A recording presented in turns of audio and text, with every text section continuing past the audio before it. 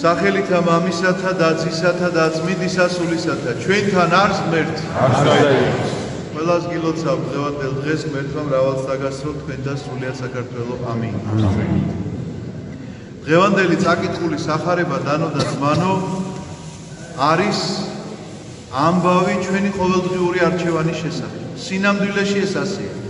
შეიძლება სახარებისეული იგავი ცოტა სხვა რამეებსაც ვკარნახობს, მაგრამ ყველაზე მთავარი და ამოსავალი წერტილი შეიძლება ითქვას, რომ მაინც ჩვენი ყოველდღიური არჩევანი და რას გულისხმობს ეს ყველაფერი. იგავი ჯერ იგავს შეგახსენებთ მაინც რომ თქვენთვის უფრო თვალსაჩინო იყოს ეს ყველაფერი. არის რომ ერთმა ბატონმა გადაწყვიტა რომ გაამზადოს დიდი პური და დაიწყო დაპატიჟება ადამიანებისა. და იწყებს დაპატიჟებას პირველ რიგში მათი, ვინც მისი ძალიან ახლობლები არიან. და აგზავნის მსახურებს რომ მოიწვიოს თავის აი ამ ნადიმზე. პასუხობს ერთი ადამიანი რომ აგარაკი შევიძინეო და მის სანახავად მივდივარ.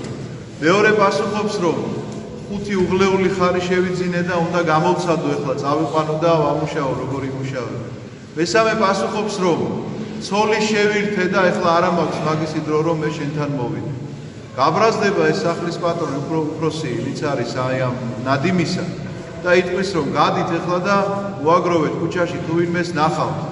გაჭირვებული იქნება ბრმა, მკელობელი, რა ვიცი, ვინც იქნება, როგორიც იქნება და ყველანი აქ შემოიყვანეთ და ყველანი დასვით აი ამ ნადიმზე და თავდება დღევანდელი იგავი ამ სიტყვებით რომ მრავალნი არიან ჩინებულ და მცირედნი რჩეულ. რომელ არჩევანზე დავიწყე მე დღევანდელ დღეს საუბარი? არჩევანზე დავიწყე არჩევანს, რომელსაც თითოეული ჩვენგანი ვაკეთებთ ჩვენს ცხოვრებაში და ყოველდღიურობაში, თითქმის ყოველდღიურობაში. რადგანაც ნადიმი გამზადებული ნადიმია. ჩვენ არ ველოდებით იესო ქრისტეს რომ ის უნდა მოვიდეს და ჩვენ ველოდებით ქრისტეს მეორედ მოსვლას. უკვე გამზადებულ ნადიმზე ვართ მიწვეულები, იმიტომ რომ იესო ქრისტე დაკლულია უკვე ამ ჩვენი ცოდვებისათვის. სათა სასუფევლის კარი ღია არის. ამიტომაც ღმერთი თუ გვეძახის ჩვენ, გვეძახის უკვე სასუფევლისკენ არის ეს მოწოდება. მაგრამ ადამიანი ბრკოლდება არა იმიტომ რომ დიდარია ვთქვა და რომელიღაცა მაგარაკი შეიძინა და ვიღაცამ 5 უღლეული ხარი და ან ვიღაცამ ცოლი მოიყვანა. ეს კი არ არის დამაბრკოლებელი ნიშანი ადამიანისა, რომ ის ამიტომ ვერ მიდის ღმერთთან. ღმერთთან არ მისვლას აბსოლუტურად სხვა პრობლემა აქვს დღევანდელი სახარებიდან და თითოეული ჩვენგანი ცხოვრებიდან და დაფიქრდით თუ ასე არ არის. როდესაც საშუალება გადაიქცევა მიზნად, მაშინ შენ ღმერთთან ვეღარ მიდიხარ.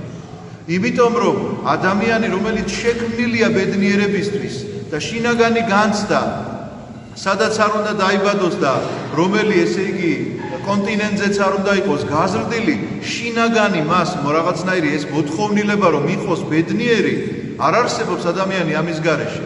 იმიტომ რომ მასში დევს ეს, ის შეიქმნა მეფობისთვის, სამოთხისთვის, ნეტარებისთვის და ეს ყველაფერი რომ დაკარგული აქვს, გამუდმებულ ამის ძიებაშია. და ამ ბედნიერების მოსაპოვებლად თუ კი ფიქრობს რომ ეხლა აგარაკი უშველის, ან 5 უღლეული ხარი, ან ცოლის მოყვანა და ან სხვა რაღაცა უამრავი რამ შეიძლება იქნას ჩამოთვლილი ჩვენი ცხოვრებიდან, ძალიან ცდება, იმიტომ რომ აღმოაჩენს ერთხელაც რომ ეს აგარაკი მას არ ანიჭებს ამ ბედნიერებას და სიხარულს, რომელსაც ის ეძებს. და არ ცოლის შერთვა და არ სხვა რაღაცა ნივთების შეძენა კიდევ. ამიტომაც ნამდვილი და ჭეშმარიტი ბედნიერება სწორედ ღმერთთან ყოფობაა და ღმერთი როდესაც გეძახის თავის სასუფეველში, შენსა და მის წინაშე აღმართულია სწორედ ესეთი კედელი, რომ შენ ამიტომ ვერ მიდიხარ მასთან, რომ თურმე რაიმე პრობლემა ქონია. მაგრამ როგორც მთავრდება ეს სიტყვები, მრავალნი არიან ჩინებულ და მცირედნი რჩეულ, ესეც უნდა გახსოვდეთ თქვენ, რომ მარტო ჩინებულები კი არ არიან მოწვეული ამაში. ყველანი, იმიტომ რომ ეს ბატონი ჯერ თავის უახლოესებს ეძახის. ამის შემდგომ აბსოლუტურად ყველას ეძახის. წადით და მოძებნეთ ყურეებში და სადღაცას გზაჯვარედინებში ხელგამოწმილი ხალხი რომსის. ეს მეორე მდგომარეობაა კიდე რომ განამარტო ბედნიერებაა ხშირად ეს ბარიერი. უბედურებაც სწორედ ესეთი ბარიერია. უბედურებას ადამიანს, რომელიც შეიძლება რაღაცა სჭირდეს, განსაცდელი ესა თუ ის, სხვადასხვა სიმძიმის, არ აქვს ამას მნიშვნელობა, ესეც ხანდახან ბარიერად და კედლად აღიმართება ადამიანსა და ღმერთს შორის და ამიტომაც ამ უბედურებაზე ესე იგი დაიწყებს ადამიანი ესე ცხოვრებას და ცხოვრობს ამ უბედურებით და ამ უბედურებაში და ვერ მიდის ღმერთთან.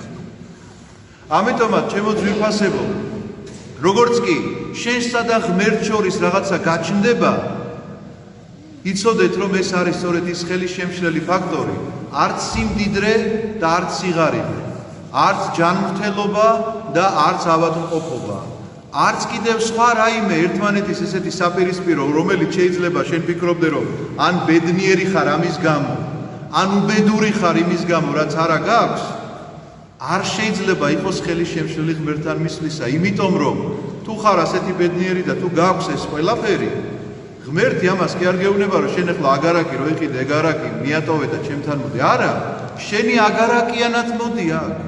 შენი აგარაკიანად ხარ დაპატიჟებული. შენი ცოლით ხარ იქ დაპატიჟებული და შენი შვილებით და მთელი შენი ნათესავებით. შენი იმ ხუთი უღლეული ხარით იმის დატოვებას არ გთხოვე. არც შენი უბედურების თუ ამ უბედურებაზე ხარ ჩაჭიდებული, არც ამის მიტოვებას არ გთხოვენ, იმიტომ რომ გლოვი არ ხარ, კი ბატონო, იგლოვე. მე შენთან ერთად ვიგლოვებ და ნახავ როგორი ნუგეში გეკნება ჩემთან მოსვლის შემდგომ. ჯანმრთელობისაა თუ რაღაცა სხვა თუ პოლიტიკური კრიზისის. არ კითხულობს ადამიანი რომ ამ დროს ვის შეიძლება მიმართოს, ვისთან შეიძლება იპოვოს ხსნა. მაგრამ ეს გახლავთ სწორედ ეს აღმართული კედელი და რომლის იქეთ დანახვაც ჩვენ არ გვინდა, რომლის იქეთ გახედვაც არ გვინდა და ვლაპარაკობთ რომ არა, მე ახლა ამის გამო რომ უბედური ვარ, ამიტომ არ მივალ ღმერთთან. ან ახლა რომ ამის გამო ესეთი ბედნიერება მეწვია, ახლა მე რომ ცოლი მოვიყვანე, ახლა არ მცალია მე იქ მისასვლელად.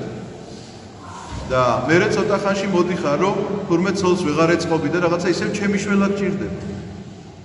ისევ რაღაცნაირად ეკლესიას გულისხმობ ამ შემთხვევაში პირადად ჩემზე არ ვლაპარაკობ. ისევ რაღაცა ეკლესიას უნდა მიმართო თურმე გამოდის აი ამ შენი პრობლემების გამო, როდესაც გაგახსენდება რომ უი თურმე არ ყოფილა მთლად ისე როგორც მეგონა თავიდან.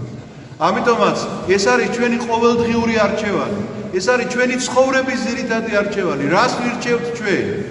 ის რაც გვაქვს, საიდან გვაქვს ვაცნობიერებ თუ არა ამ ყველაფერს? ბედნიერება თუ უბედურება? სიხარული თუ მწუხარება? საიდან მოვიდა ჩვენს ცხოვრებაში? ამისი გამოძიებაც საჭიროა, რა თქმა უნდა, რომ მადლიერების გრძნობა არ გაქრეს თითოეულ ჩვენგანში. და ამავდროულად გამუდმებული ძიება იმისა, რომ რაც მე ღმერთმა საშუალებად მომცა, ყველა ეს ჩამოთვლილი არის რაღაცა ვიღაცისთვის თუ ბედნიერება, საშუალებაა სწორედ ღმერთთან მისაღწევად და არავითარ შემთხვევაში მიზანი. ისევე როგორც უბედურება, რომელიც შეიძლება ადამიანს განსაცდელი სახით შეემთხვას, ესეც საშუალებაა ღმერთთან მისასვლელად და არავითარ შემთხვევაში არ არის მისი ტანჯვა გაუთავებელი, რომლითაც ის შეიძლება რაღაცა გარკვეულ პერიოდში შეიძლება ჩავარდეს კმაყოფილებაშიც კი რომ აი მე როგორი ტანჯული ვარ და ამით ესე იგი მთელ ქვეყანას ასე ელაპარაკებოდეს რომ მე ასეთი ტანჯული ვარ, მე ასეთი საწოდავი ვარ, მე ასეთი საწყალი ვარ და ამით იკმაყოფილებდეს ადამიანი თავის რაღაცა მოთხოვნებს და გრძნობებს. ამიტომაც იცოდეთ რომ ნებისმიერი ბარიერი, ხელის შემშლელი ღმერთთან მისასვლელად არის სინამდვილეში საშუალება უნდა ყოფილიყო ჩვენთვის, მაგრამ მიზნად გადავაქციეთ.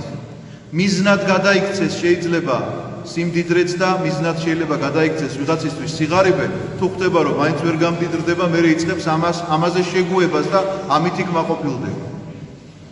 კიდევ ერთხელ უნდა გავებეოთ. დღევანდელი სახარება თითოეული ჩვენგანის ყოველდღიური არჩევანია, ამიტომაც აირჩიოთ უნდა ღმერთი და გადადგათ უნდა მისკენ თამამად ნაბიჯები და ყველაფერი ის რაც გაქვთ მოცემულობა ცხოვრებაში უნდა იყოს საშუალება და მიზანი ერთადერთი, რომ მასთან ერთად ჩვენი ბედნიერებით თუ უბედურებით, სიხარულით თუ მწუხარებით ვხარობდეთ უკუნისამდე. ამინ. დალოცვილი და გახარებული გამოგვიყვეთ.